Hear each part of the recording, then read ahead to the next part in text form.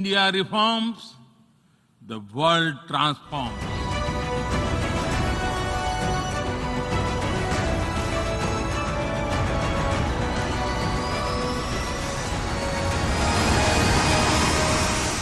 जब भारतीयों की प्रगति होती है तो विश्व के विकास को भी गति मिलती है।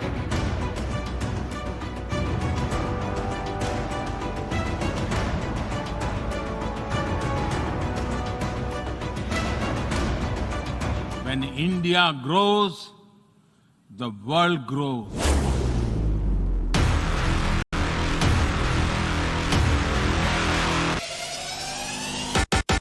Thank you very much. Thank you. Dear Prime Minister, dear Narendra, I'm very glad to have the opportunity to see you.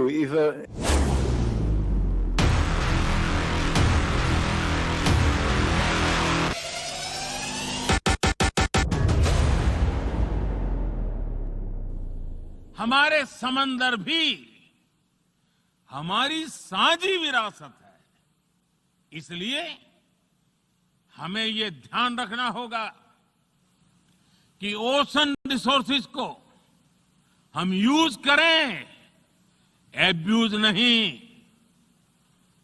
हमारे समंदर अंतर्राष्ट्रीय व्यापार की लाइफलाइन भी है। इन्हें हमें एक्सपांशन और एक्सक्लूजन की दौड़ से बचाकर रखना होगा। माओवादी चीन में पीपुल्स रिपब्लिक के नाम पर तानाशाही का तीसरा चैप्टर खुल चुका है। मुट्ठी बांधे हलफ उठाते शी जिनपिंग की तस्वीरें दुनिया ने देखी और एक बार फिर जिनपिंग की विस्तारवादी सनक का सवाल नीले समंदर से लेकर दुनिया की जमीन तक पर गूंजा है। तो सवाल यह है कि इंडो पैसिफिक में धूर्त चीन की चाल को काउंटर करने के लिए दुनिया की तैयारी क्या है? तो जवाब है कुछ बड़ा होने की तैयारी अब शुरू हो चुकी है।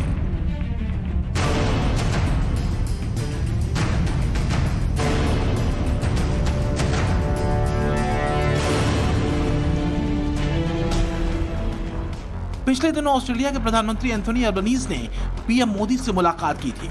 अमेरिका के विदेश मंत्री G20 सम्मेलन में शिरकत करने पहुंचे और अब जापान के प्रधानमंत्री किशिदा हिंदुस्तान आने वाले हैं। कहने का मतलब यह कि जिनपिंग की विस्तारवादी सनक और ड्रैगन के इंडो पैसिफिक में शरारती धमक दोनों का इलाज एक साथ किया जाएगा।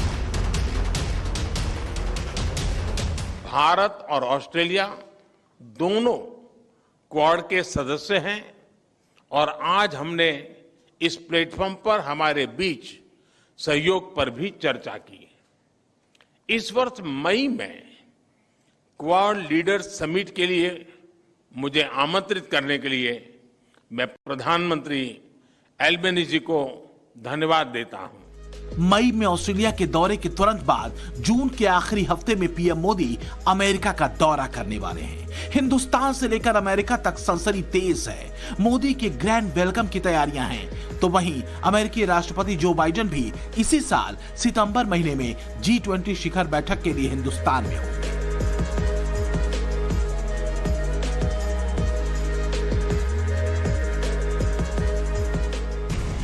दुनिया के मंच पर चाहे चीन के बांटे गए कोरोना महामारी से मुकाबले की बात हो या फिर चीन की चालबाजियों और विस्तारवादी सनक को मुंहतोड़ जवाब देने का मुद्दा, दोनों ही स्तरों पर मोदी की लीडरशिप ने दुनिया को बता दिया है कि उसके पास जिनपिंग के माओवादी जहर का एंटीडोट है।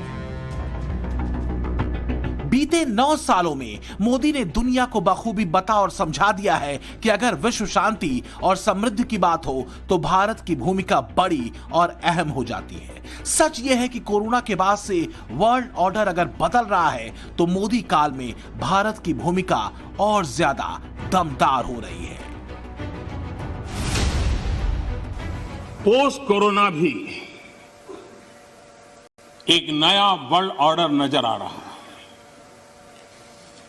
पोस्ट कोरोना के बाद दुनिया में एक नया संबंधों का वातावरण शेप लेगा। लेकिन आज पोस्ट कोरोना जो नया वर्ल्ड ऑर्डर तैयार होगा और होना ही है, किस रूप का होगा, कैसा होगा, कौन उसको इनिशिएट करेगा, वो तो वक्त बताएगा। लेकिन दुनिया ने जिस प्रकार से संकट को झेला है, दुनिया इस पर सोचने के लिए मजबूर हुई है और होना है। ऐसी स्थिति में भारत विश्व से कट करके नहीं रह सकता। भारत एक कोने में गुजारा नहीं कर सकता है। हमें भी एक मजबूत प्लेयर के रूप में उभरना होगा। 2014 के बाद से एक मजबूत प्लेयर के तौर पर दुनिया हिंदुस्तान के तेजी से बढ़ते ग्राफ की न सिर्फ गवाह बनी है, बल्कि उसका लोहा भी माना है। अपनी सीमाओं की रक्षा से लेकर डिफेंस सेक्टर में मेक इन इंडिया और शानदार अर्थव्यवस्था के साथ भारत को दुनिया की 5वीं बड़ी इकोनॉमी को बनते दुनिया ने देखा है। इंफ्रास्ट्रक्चर ट्रांसफॉर्मेशन हिंदुस्तान को 2.0 लेवल पर पहुंचा चुका है, जबकि हेल्थ सेक्टर में भी हिंदुस्तान ने दुनिया को वैक्सीन का प्राण दिया है। दुनिया जानती है कि मोदी के पास वो सिद्ध मंत्र है जो वास्तव में विश्व शांति, विश्व समृद्धि, निरोगी विश्व, समानता से भरा विश्व और आतंक मुक्त दुनिया की गारंटी है। तो क्या यही वजह है कि जिनपिंग के देश के लोग भी मोदी को चमत्कारिक किरदार के तौर पर देखते हैं, क्योंकि चीन की रणनीतिक बहसों में उन्हें मोदी लाओक्जियन कहा जाता है। चीनी इंटरनेट पर मोदी इसी नए नाम से जाने और पहचाने जाते हैं। चीनी भाषा में लाओक्जियन का मतलब है ऐसा बाहुबली योद्धा जिसमें ऐसी अद्भुत शक्तियां हैं जो बड़े बड़ों पर भारी है, जिसे अमरता का वरदान मिला है।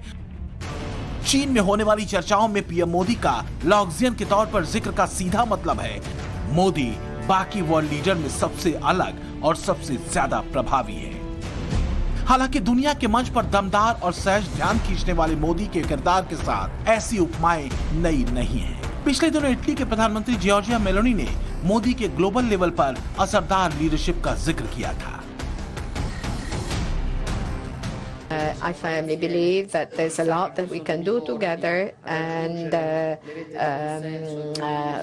I'm not sure if this will lead me to the approval rate that the Prime Minister Modi has reached. I think he's the most loved one of all around the world. But I mean, this has really proven that he has been a major leader, and congratulations for that, Prime Minister. दुनिया को बीते 9 सालों में बदले हुए हिंदुस्तान की तस्वीर में न सिर्फ भरोसा जगा है, बल्कि मोदी के वसुधैव कुटुंबकम के मंत्र से यह विश्वास और पुख्ता हुआ है कि हिंदुस्तान का विजन और वर्जन दोनों क्लियर है, फिर चाहे वो दोस्त को लेकर हो या फिर दुश्मन को लेकर। यही वजह है कि आज दुनिया के विकसित देश भी मोदी के हिंदुस्तान से दोस्ती करने को बेताब है।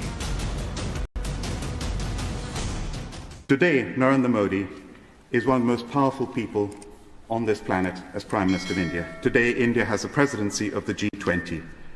Today, India has a vision in the next 25 years to be the second largest economy in the world with a GDP of $32 billion. The Indian Express has left the station. It is now the fastest train in the world, the fastest growing major economy in the world. The UK must be the closest and trusted friend of partner of India in the decades ahead. America और Europe आर्थिक मंदी के दौर से गुजर रहे हैं। गिरती अर्थव्यवस्था, बेतहाशा महंगाई से लोगों का टूटता सब्र यूरोपीय देशों के राष्ट्राध्यक्षों को परेशान कर रहा है। दूसरी तरफ रूस यूक्रेन जंग भी विश्व युद्ध के खतरे को लगातार बढ़ा रही है। ऐसे में पश्चिम के लिए एक बड़ी उम्मीद की तरह है नया हिंदुस्तान और संकट के सॉल्यूशन का मोदी ब्रांड, जो विश्ववाद को वसुधैव कुटुंबकम के भावुक मंत्र पर उतारता है, जो तुर्की के भूकंप त्रासदी में फौरन सहायता भेजता है, कोरोना संकट में दुनिया की मदद करता है, योग से पूरी दुनिया को जोड़ता है, आतंकवाद के खिलाफ वैश्विक मुहिम छेड़ता है और 2023 में खाद्यान्न संकट से लड़ने के लिए मिलेट्स पर जोर देता है और दुनिया उसकी बात मानती है। आपको पता है कि भारत के कहने पर साल 2023 को इंटरनेशनल ईयर ऑफ मिलेट्स घोषित किया गया है। अपने डाइट चार्ट में आप मिलेट्स को शामिल करेंगे तो ये भी आपको बेहतर स्वास्थ्य में मदद करेगा। और इसलिए कहा जा रहा है कि दुनिया के मंच पर मोदी कुछ बड़ा करने वाले हैं, खासकर तब जब तानाशाही के जोर पर जिनपिंग चीन में सर्वशक्तिमान बनकर उभरे हैं, और तब जब हिंदुस्तान पश्चिमी देशों के लिए निवेश के लिहाज से पसंदीदा जगह बन रहा है और चीन की चाल और चरित्र दोनों दुनिया के लिए सबसे ज्यादा अविश्वसनीय हो चुकी है। Philippines, Indonesia, Vietnam, Malaysia, Taiwan, Japan, Australia, दक्षिण कोरिया, सिंगापुर और ब्रुनोई की समुद्री सीमाओं में चीन घुसपैठ करता रहता है। और यही वजह है कि बददिमाग चीन की करतूतों को काउंटर करने के लिए क्वाड के तौर पर जापान, ऑस्ट्रेलिया, अमेरिका और भारत का मजबूत गठबंधन इंडो पैसिफिक रीजन में खड़ा हुआ है। सुरक्षा सहयोग हमारी कॉम्प्रिहेंसिव स्ट्रेटेजिक पार्टनरशिप का एक महत्वपूर्ण स्तंभ है। आज हमारे बीच इंडो पैसिफिक क्षेत्र में मैरीटाइम सिक्योरिटी और आपसी रक्षा और सुरक्षा सहयोग बढ़ाने पर विस्तार से चर्चा हुई। एक दोस्त के तौर पर मोदी दुनिया के मंच पर काबिज हुए हैं, जिन्होंने मित्रता की एक नहीं कई खिड़कियां पूरी दुनिया के लिए खोली हैं। मोदी जहां भी गए दोस्त बनाए और मुश्किल वक्त में दुनिया के साथ वो खड़े भी रहे। और मोदी का यही कदम मोदी को एक दमदार किरदार के तौर पर गढ़ता है। What a day for India कि पूरी दुनिया का इस वक्त इन दिनों में इंडिया एक हब बन चुका है, सियासत का, जियोपॉलिटिक्स का, जियो इकोनॉमिक्स का, और तमाम दुनिया की डिग्निटरीज वहां पर मौजूद। पाकिस्तान में भी बहुत कुछ चल रहा है, पाकिस्तान भी हब बना हुआ है, लेकिन वो डिफिकल्टीज का, क्राइसिस का, मुश्किलात का। और जो दूसरी तरफ हम देख रहे हैं कि बस हमारे जो हैं वो नुक्कड़ पे, यानी कि बिल्कुल खिड़की खोलें, दरवाजा खोलें तो साथ ही बॉर्डर के उस तरफ जो कंट्री मौजूद है वहां पर आप देखें क्या हो रहा है कि दुनिया की सुपर पावर्स से लेकर और कौन कौन सा कंट्री नहीं है जिसकी डिग्निटरीज वहां पर ना। सवाल यह है कि हम G20 मीटिंग को ज्वाइन करने वाले थे, लेकिन बिलावल भुट्टो ने कहा, जो कि हमारे फॉरेन मिनिस्टर हैं, कि हम नहीं जा रहे। क्या मसले हैं इनको कि भाई जाना चाहिए, रिलेशन अच्छे करने चाहिए, और ये मुंह बना के बैठ जाते हैं? जो गलत बात है ना, अगर आपके दिल में कोई चोर नहीं तो आप जाकर उनका मुकाबला करो। मुझे लगता है शायद इनके दिल में कोई चोर है, तभी ये लोग डरते हैं वहां जाने से। हिंदुस्तान दुनिया के प्लेटफॉर्म पर अगर दमदार और असरदार रोल में खड़ा हुआ है तो इसमें 2014 के बाद का राजनीतिक कालखंड बेहद अहम रहा है। दुर्बलता और दीनता के साथ नहीं, शक्ति और सामर्थ्य के साथ मोदी के गढ़े हिंदुस्तान ने अपनी वसुधैव कुटुंबकम की रीति और नीति दोनों को सबसे ऊपर रखा है।